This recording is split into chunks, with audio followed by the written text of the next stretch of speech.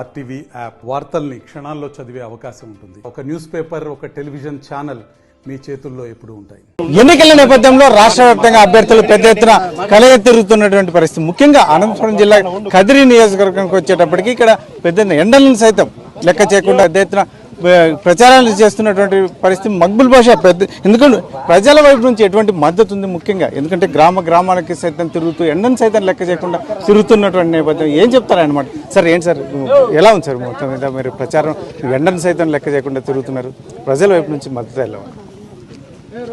మొదటగా ఈడ వచ్చిన నల్లజెరువు మండల ప్రజలకు నేను నమస్కారాలు తెలియజేస్తున్నాను. ఎందుకంటే వీళ్ళు చేస్తున్న ఆదరణ మరియు వీళ్ళు బ్రహ్మరథం పడుతున్న తూరుని పడితే వచ్చే ఎన్నికల్లో భారీ మెజార్టీతో వైఎస్ఆర్సీపీ నన్ను అభ్యర్థిగా వీళ్ళు గెలిపిస్తారని మరియు శాంతమ్మ కూడా తప్పకుండా గెలిపిస్తారని నేను అనుకుంటున్నాను, ఆశిస్తున్నాను. అలాగే జగనన్న మళ్ళీ ముఖ్యమంత్రి కావాలనేదే ప్రతి ఒక్కరి తపన.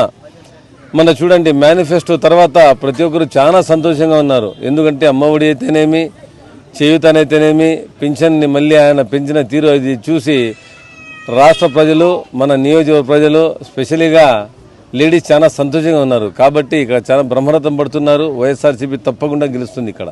సార్ ఇప్పుడు ఉన్న పరిస్థితుల్లో మేనిఫెస్టో అనేది కొంచెం ఉద్యోగస్తులకు కానీ నిరుద్యోగులకు కానీ మెన్షన్ చేయలేదు అనేది ఉంది. ఎట్లా ఉంది సార్? ప్రజలు సామాన్య ప్రజలను దృష్టిలో పెట్టుకొని అనౌన్స్ చేసిన నేపథ్యంలో దీన్ని ఎలా చూస్తారు?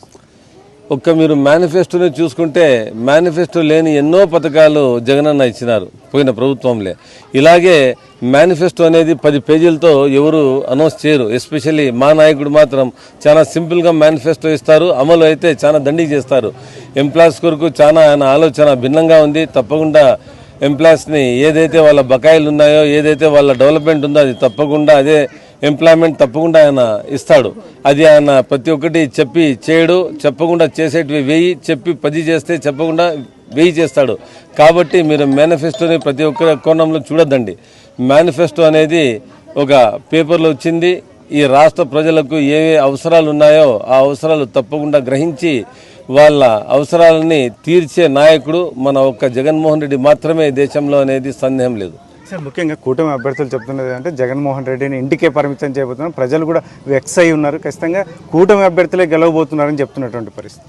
2019లో మేము వాళ్ళకు ఇంటికి పరిమితం చేసిన ఈ రాష్ట్ర ప్రజలు 2014లో వాళ్ళు ఇచ్చిన ఏ హామీలు అయితేనేమి ఏది నెరవేర్చకుండా ఉంటే 19లో వాళ్లకు ఇంటికి పరిమితం చేసినారు, ఇంకా చేస్తారు. ముందైనా కొన్ని సీట్లు వచ్చినాయి, 151 మనకు వచ్చినాయి, మిగతా వాళ్ళకు వచ్చినాయి. ఇప్పుడు ఆ పరిస్థితి కానీ లేదు. వైనాట్ 175 అని ఏదైతే మన పార్టీ ప్రచారం చేస్తూ ఉంటారో తప్పకుండా 170 సీట్లు మేము గెలిస్తే వాళ్ళు ఇండియాలో ఉంటారో లేకపోతే ఏడన్నా పోయి తోటల్లో గిట్టలో రెస్ట్ తీసుకుంటారనేది వాళ్ళకే తెలుసు. కాబట్టి ఇలాంటి పరిస్థితుల్లో 170 సీట్లు మేము గెలుస్తున్నాం. వాళ్ళకి ఇంటికే వాళ్ళు పరిమితం అవుతున్నారు.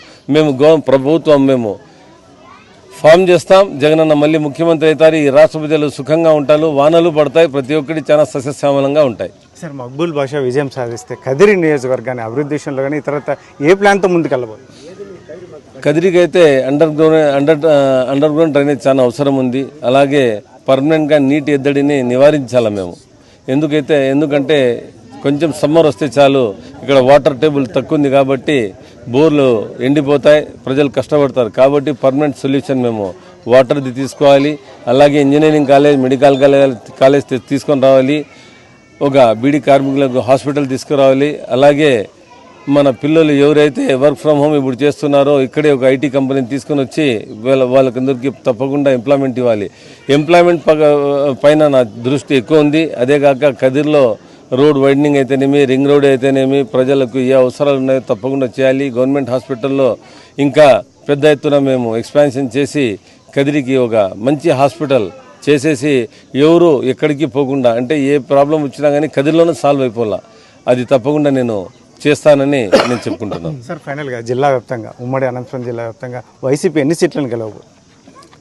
14 ఉంటే 14 గెలుస్తున్నాం మేము. 175 ఉన్నప్పుడు ఆటోమేటిక్గా 14.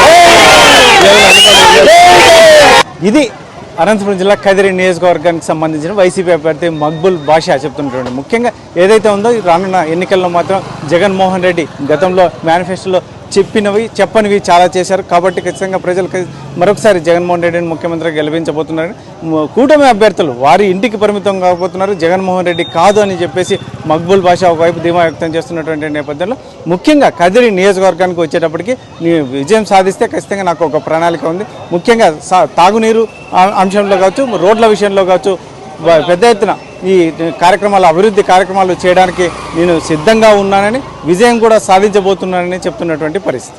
కెమెరా పర్సన్ సుధాకర్తో చల్లకనాయుడు, RTV, కదిరి నుంచి శ్రీ సత్యసాయి జిల్లా.